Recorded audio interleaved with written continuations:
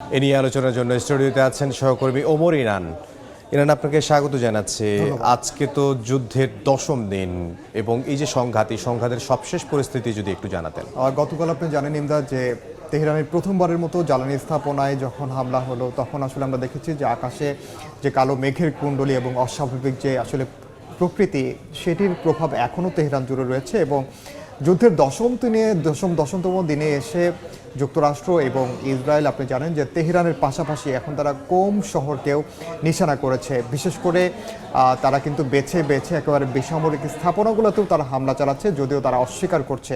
আপনি জানেন শুরুটাই হয়েছিল আসলে বেসামরিক স্থাপনায় হামলা দিয়ে, যেটি একটি এলিমেন্টারি স্কুলে ছিল। আমরা যদি একদম সবশেষ তথ্যগুলো দেখি তাহলে দেখব যে এই যুক্তরাষ্ট্র ইরানের যে অভিযান সেটি ইসরায়েলের অভিযান সেটি ইরানের অব্যাহত রয়েছে।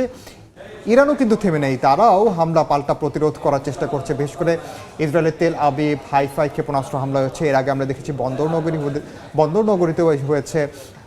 একইভাবে তেল আবিবের বেশ কিছু ভবন আঘাতপ্রাপ্ত হয়েছে, ক্ষতিগ্রস্ত হয়েছে। তবে বেশিরভাগ মানুষই আপনি জানেন যে আসলে নিরাপদ আশ্রয় বা বাংকারে চলে গিয়েছিল, যে কারণে আসলে ইসরায়েলের পক্ষ থেকে এখন পর্যন্ত তেমন প্রাণহানির খবর আসলে পাওয়া যায়নি। আর ইরান যেটি করছে, বাহরাইন সৌদি আরবের যে তেল শোধনাগার হয়েছে সেখানেও হামলার চেষ্টা চালিয়েছে। যদিও সৌদি আরব বলেছে তারা সেই হামলাগুলো প্রতিরোধ করে দিয়েছে এবং বাহরাইনও বলেছে যে তারা তাদের যে প্রতিরক্ষা ব্যবস্থা সেটি দিয়ে ড্রোন এবং মিসাইল ভূপাতিত করে দেওয়া হয়েছে স্থাপনায় আঘাত হানার আগেই। এবং বাহরাইন ছাড়াও সংযুক্ত আরব আমিরাত, দুবাই এইসব স্থাপনাতে কিন্তু থেমেই আসলে হামলার চেষ্টা হচ্ছে।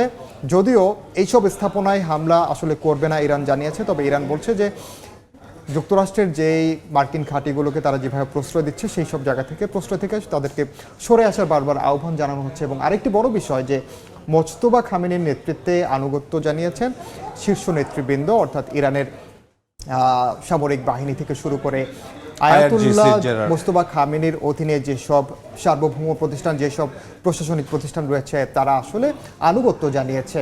এছাড়া আপনি জানেন যে এই সংঘাতের মধ্যেই ইসলামী বিপ্লবী গার্ড বাহিনী যেই বাহিনীটি রয়েছে তারা তাদের বেশ কয়েকটি স্থাপনায় হামলার দাবি করেছে ইসরায়েল, এবং লেবাননে ইসরায়েলি সেনাদের লক্ষ্য করেই হিজবুল্লাহ হামলা হয়েছে। আপনি জানেন যে এই যুদ্ধটি শুধুমাত্র ইরান কেন্দ্রিক আর থাকছে না। ইসরায়েলের যে সীমান্তবর্তী লেবানন রয়েছে, লেবাননের বিশেষ করে স্থলও আসলে অভিযানের কথাও তারা বলছে এবং বেশ কয়েকটি জায়গায় কিন্তু তারা দখলও করা শুরু করেছে। সামগ্রিকভাবে মধ্যপ্রাচ্য যে উত্তেজনা পরিস্থিতি সেটি দিন দিন আরো প্রকট হচ্ছে। তবে যেটি বলছিলাম, এবং ইরানে যেটি হচ্ছে যে অ্যাসিড বৃষ্টির একটা সম্ভাবনা ছিল এবং যে বৃষ্টি যখন হচ্ছিল তখন বৃষ্টির সঙ্গে তেল পড়ছিল, ভয়াবহ একটা পরিস্থিতির। এই ভয়াবহ পরিস্থিতির মধ্যে তাদের সর্বোচ্চ ধর্মীয় নেতা নির্বাচিত হয়েছে এবং সর্বোচ্চ ধর্মীয় নেতার প্রতি আনুগত্য স্বীকার করেছে। একদম ইমদাদ, আপনি জানেন যে ইরানে উল্লাস করেছে সমর্থকরা। ইরানের আসলে উল্লাস তো রয়েছেই। ইরানের যে সর্বোচ্চ ধর্মীয় নেতা নির্বাচন আসলে তাদের জন্য খুবই গুরুত্বপূর্ণ ছিল, কারণ এই অভিযানের শুরুতেই আমরা দেখেছি যে সর্বোচ্চ ধর্মীয় নেতা আসলে আয়াতুল্লাহ আলী খামেনিকে তারা হত্যা করেছে এবং কার নেতৃত্বে আসলে ইরান চলবে এমন বিষয় বারবার চলে আসছিল। কারণ আপনি জানেন যে বেশ কিছু বিষয় কিন্তু সামনে আসে, বিশেষ করে যুক্তরাষ্ট্র বলছিল তারা আসলে শাসক পরিবর্তনের জন্যই কিন্তু এই হামলাটা করেছে। যদি আসলে নতুন নেতা নির্বাচিত হয়েছে, একদিকে আপনি জানেন যে তার বাবা অর্থাৎ আয়াতুল্লাহ আলী খামেনির মৃত্যুর পর ইরান এখনও শোক পালন করছে, 40 দিনের তারা শোক ঘোষণা করছে এবং এই শোকের মধ্যেই নতুন নেতা নির্বাচিত করেছেন। তারা যেমন উল্লাস করছেন ঠিক একইভাবে এখন আসলে সামনে আসছে যে এই মোজতবা খামেনির সামনে কি কি চ্যালেঞ্জ রয়েছে। বিশেষ করে তার বাবা যেভাবে আইআরজিসি থেকে শুরু করে ইরানের প্রত্যেকটি সামরিক আধা সামরিক বাহিনীকে যেভাবে নেতৃত্ব দিয়েছেন, সবাই যেভাবে আনুগত্য মেনে নিয়েছেন,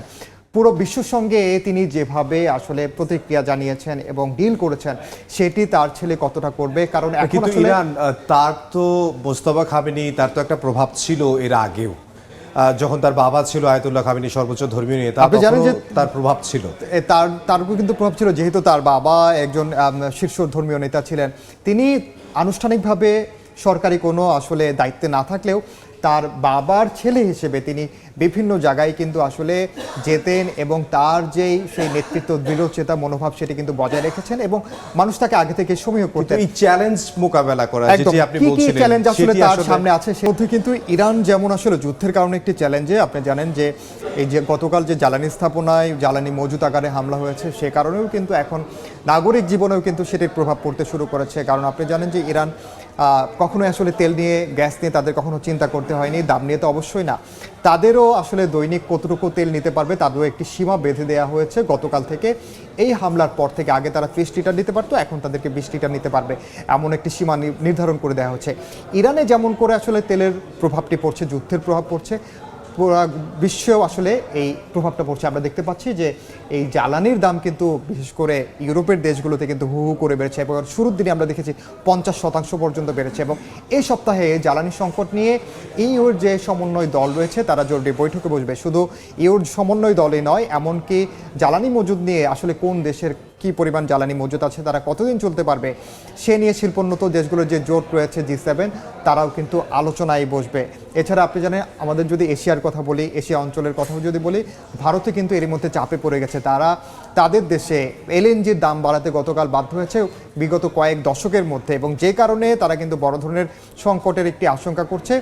চীন আবার চেষ্টা করছে নিজস্ব যে পরিশোধনাগারগুলো রয়েছে, বিকল্প উপায় আসলে কিভাবে ব্রেন্ট অয়েল বা অপরিশোধিত তেল আনা যায় এনে তারা সেখানে পরিশোধন করে।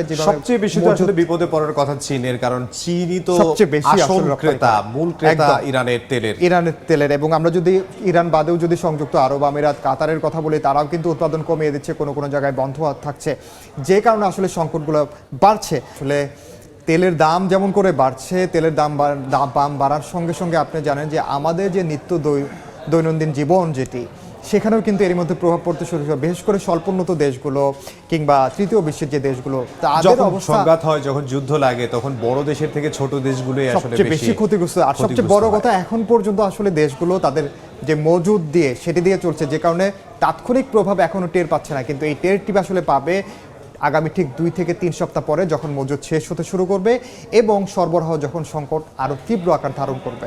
ইরানের পররাষ্ট্রমন্ত্রী আব্বাস আরাকচি তিনি এনবিসিকে একটি সাক্ষাৎকার দিয়েছেন এবং সেখানে তাকে জিজ্ঞেস করা হয়েছিল যে এই যুদ্ধ, এই সংকটটা কতদিনের মধ্যে শেষ হবে। আমরা দেখেছি 2025 সালে 12 দিন স্থায়ী হয়েছিল, এটা 10 দিন এখন পর্যন্ত স্থায়ী হয়ে গেছে, এবং কত দিন আর চলতে পারে এমন প্রশ্ন আব্বাস আরাকচিকে করা হয়েছিল। তখন তিনি আসলে বলেছিলেন আমাদের সামরিক, আমাদের সন্তানদের মারা হচ্ছে, আমাদের বিভিন্ন জায়গায় আসলে করা হচ্ছে, সিজ ফায়ারের কথা, যুদ্ধবিরতির যে কথা, সেই কথাটা এখন পর্যন্ত আসলে তিনি আসলে যুদ্ধবিরতির এখন পর্যন্ত আসলে কার্যকর কোনো ধরনের উদ্যোগ এখনো পর্যন্ত কোনো পক্ষ নেয়নি, যেমনটি আমরা গাজায় দেখেছি।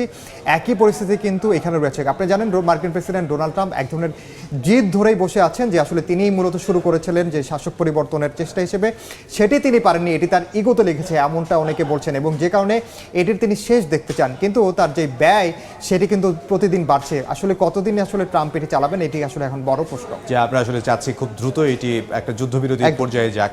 ইরান, আপনাকে অসংখ্য ধন্যবাদ।